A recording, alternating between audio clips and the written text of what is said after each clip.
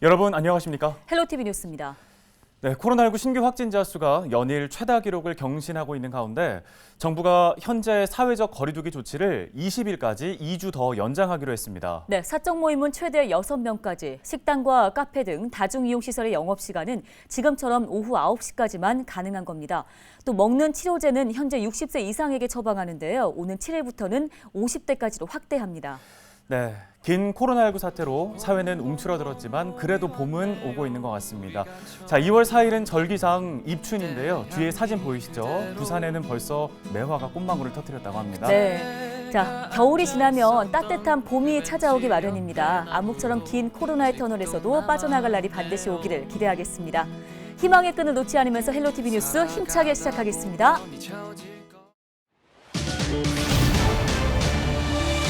경기도의 코로나19 신규 확진자가 7,226명 발생해 처음으로 7,000명대를 기록하며 사흘 연속 최다 확진자 기록을 경신했습니다. 양주 채석장 사고와 관련해 경기 북부경찰청이 전담 수사팀을 편성해 사고 원인 조사에 나섰습니다. 경찰은 특히 토사 붕괴 방지벽 등을 설치하지 않은 것과 관련해 업무상 과실치사 혐의가 있는지 조사 중입니다. 이번 매몰 사고와 관련해 경기도가 안전관리 강화에 나섰습니다. 특히 포천과 연천, 양주 등 채석장에 있는 5개 시군에는 재발 방지를 위한 모든 조치를 강구할 것을 당부했습니다. 손세화 포천시의회 의장 불신임 의결 효력 정지 가처분 신청 항고심에서 1심 결정 취소 판단을 받았습니다. 포천시의회가 재항고를 결정해 법적 다툼을 이어가게 됐습니다. 관련 소식 전해드립니다.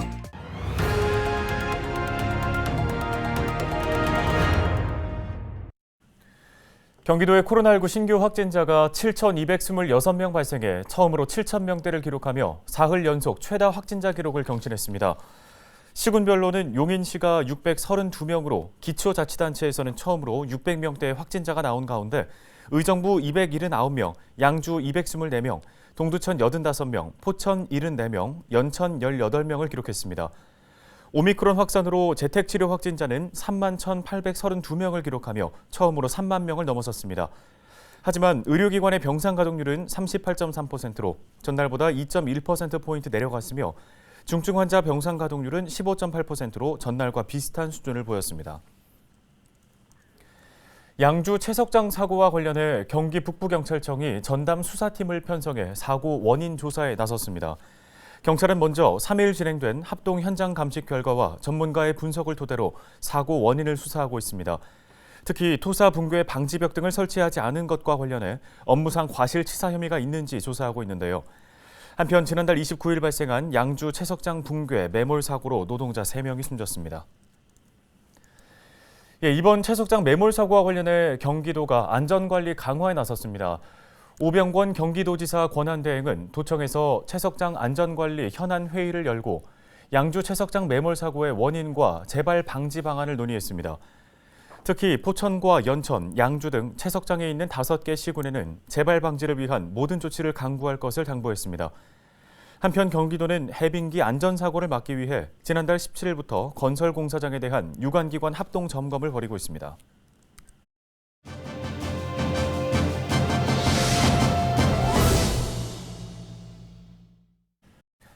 다음 소식입니다. 손세화 포천시의회 의장 불신임 의결 효력 정지 가처분 신청 항고심에서 1심 결정 취소 판단을 받았는데요. 포천시의회가 재항고를 결정하면서 법적 다툼을 이어가게 됐습니다. 네, 어제는 저희가 손세화 의장을 연결해 입장을 들어봤는데요. 오늘은 포천시의회를 대표해 강준모 의원을 연결해 보겠습니다. 의원님 안녕하십니까? 네, 안녕하세요. 강준모 의원입니다. 예, 이번 재항고에서 6분 의원 모두가 뜻을 모은 것으로 들었습니다. 먼저 재항고 결정 배경에 대해서 들어보겠습니다. 손세호 의장이 가처분 신청과 함께 제기한 본안 재판이 남아있는 상황입니다. 그래서 재항고심을 제기하지 않으면 불신안에 대한 오를 인정한 모양새가 되기 때문에 의원 6명이 만장일치로 재항고심에 동참한 이유가 되겠습니다. 네, 법적 다툼이 계속되면서 안타깝다는 의견과 함께 의회를 바라보는 지역의 시선이 곱지만은 않은 것 같습니다. 이번 상황에 대해서 설명이 좀 필요할 듯한데요. 아마 의장이 되면서 어떤 기본과 원칙에 대해서 많은 부분이 문제가 됐기 때문에 이 그 재판이 시작된 거고, 그다음에 또 소송비 관련돼서는 또 그 절차에 따라서 그 소송비가 이제 그 진행이 된 건데, 그런 부분이 좀 많은 보도 부분에서 좀 왜곡되고, 그다음에 제공자는 손세화 의원이었지, 저희 나머지 6분의 의원의 문제는 아니라고 저는 판단이 되거든요. 그래서 좀 더 우리 시민이나 이걸 그 알고 계시는 우리 그 시민분들이 좀 알고 계셨으면 하는 그런 내용에 대해서 좀 말씀을 좀 드리고 싶습니다. 네, 어느 때보다 시의회의 역할과 기능은 잘 운영이 되고 있다는 확신도 필요해 보이는데요. 이 자리를 빌려 시민분들께 한 말씀 부탁드리겠습니다. 부천 시민께 다시 한번 그 죄송하다는 말씀을 먼저 드리겠습니다. 이번 일로 인해 포천시의회 의원 간 싸움으로 비춰지고 있는 현실에 본인도 안타깝게 생각합니다. 다시 한번 포천시의회의 기능과 역할을 다하겠다는 말씀을 드리면서 2월 7일 날 첫 번째 의원 간 간담회가 예정돼 있습니다. 이 자리에서 앞으로 시민들이 기대하는 의회 문제를 토의할 것이고요. 지금 부천 시민들이 우려와 비판에 대해 5개월 남은 임기 동안 좀 더 신뢰받고 성숙한 의정 활동을 할 수 있도록 좋은 의견을 도출해내도록 하겠습니다. 네, 오늘 말씀 여기까지 듣겠습니다. 포천시의회 강준모 의원이었습니다.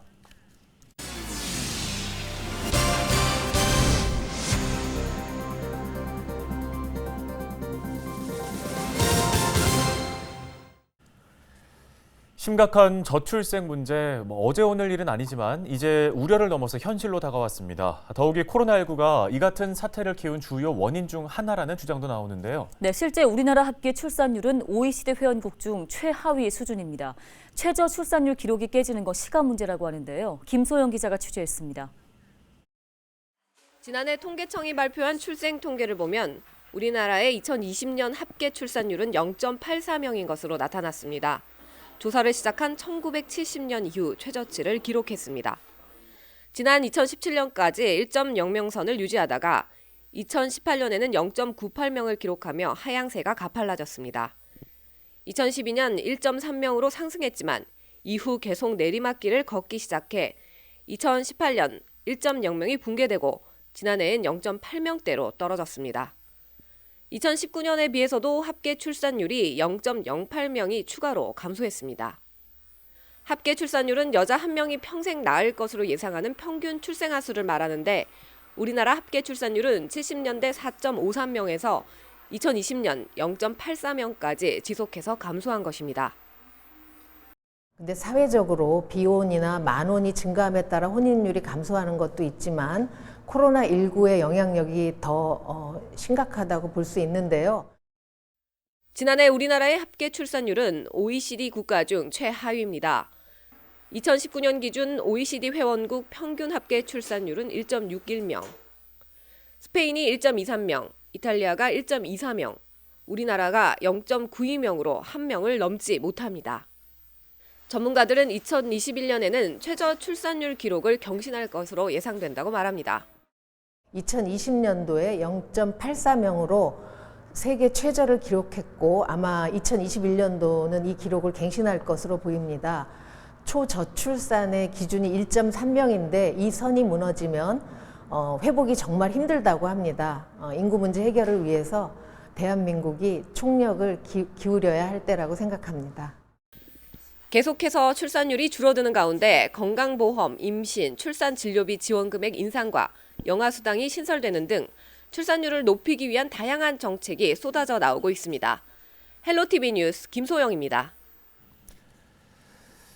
예, 조금 전 보고 왔지만 요즘 젊은 부부들 아이 덜 낳으려고 하는 추세가 네. 많잖아요. 각종 육아 비용 부담도 크고 네. 또 믿고 아이를 맡길 수 있을 만한 곳이 많지 않다 보니까 현실적인 문제 때문에 아이 낳기를 포기했다 이런 의견들이 많은 것 같습니다. 네, 그렇습니다. 저도 주변에서 이야기들을 많이 들었는데요. 지금까지는 출생에 초점을 맞춘 저출산 정책이 대부분이었는데 이젠 그 정책들이 공공보육 강화 등으로 새롭게 변화하고 있습니다. 이 소식은 표영민 기자가 전해드립니다. 경남 거제의 육아종합지원센터.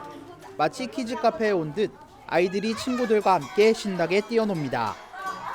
이곳에는 아이들을 위한 놀이 체험실을 비롯해 장난감 도서관 등이 운영되고 있습니다. 특히 아이를 잠시 맡기고 급한 일을 볼 수 있는 시간제 보육실은 부모들에게 인기입니다. 가정 양육을 하시다 보면 뭐 병원을 가실 때나 개인적인 급한 사유가 생겼을 때 믿고 맡길 수 있는 시간제 보육이 있다는 것으로 부모님들이 굉장히 만족스러워하고 있습니다.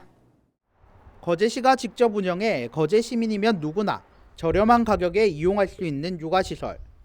아직 걸음마 단계지만 공공보육을 강화하면서 성과도 나타나고 있습니다.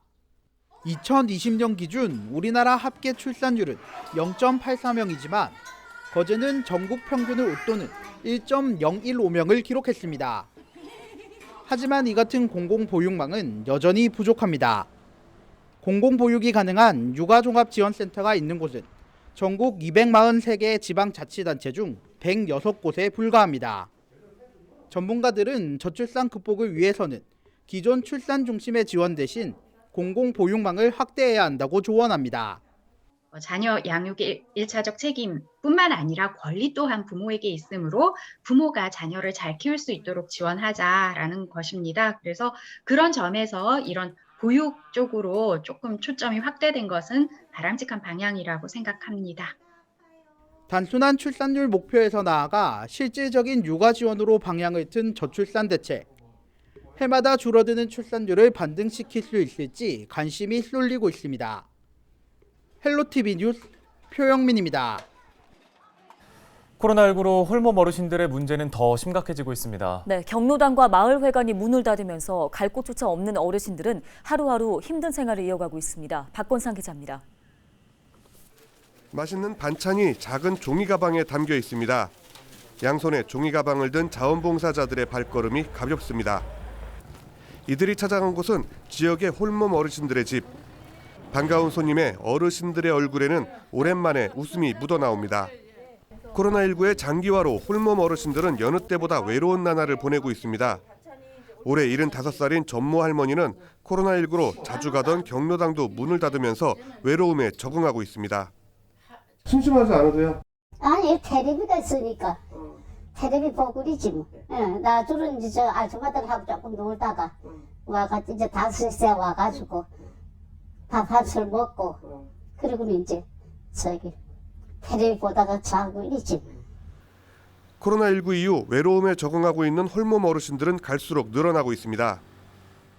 통계청은 올 1월 전국 65세 이상 1인 가구가 176만 가구를 넘어섰다고 밝혔습니다. 강릉시도 2,500명 이상의 홀몸 어르신들이 계신데 지원에는 한계가 있는 상황입니다. 코로나19 이후 홀몸 어르신들의 외로움은 커지고 있지만 정부 차원의 지원은 사실상 전무한 실정입니다. 사정이 이렇다 보니 시민들의 자발적인 자원봉사에만 의존하고 있는 상황입니다. 농가먹기 운동을 하고 있습니다. 봉사자들이 찾아뵙고 반찬을 이제 전해드리고 하는데 요즘 코로나19 때문에 많은 어르신들이 바깥 출입이 어려워서 상당히 어려움을 겪고 계십니다. 가끔씩 홀몸 어르신들을 찾는 자원봉사자들도 안타까운 마음은 마찬가지입니다. 어르신들이 코로나니까 다니시지도 못하고 집안에만 계시고 이렇게 한 번씩 오시면 너무 반가워하시고 너무 좋아하세요. 그래서 저희는 작은 건데도 이렇게 참 마음이 아파요. 어르신들 보면. 네. 장기화된 코로나19 사태로 외출도 어려운 홀몸 어르신들. 그동안 쉽지 않았을 싸움이었지만 이제 외로움에도 어느 정도 적응이 되는지 희망도 바람도 사라져가고 있습니다. 코로나 끝나고 허리 안 아프시면 계속 일하실 거예요? 허리가 안 아프면 일하고 이러면 좋는데. 어디 뭐 가보고 싶은데 이런 데 없으세요? 없으세요? 응, 이제는 어디 가고 싶지도 않아. 헬로티비 뉴스 박건상입니다.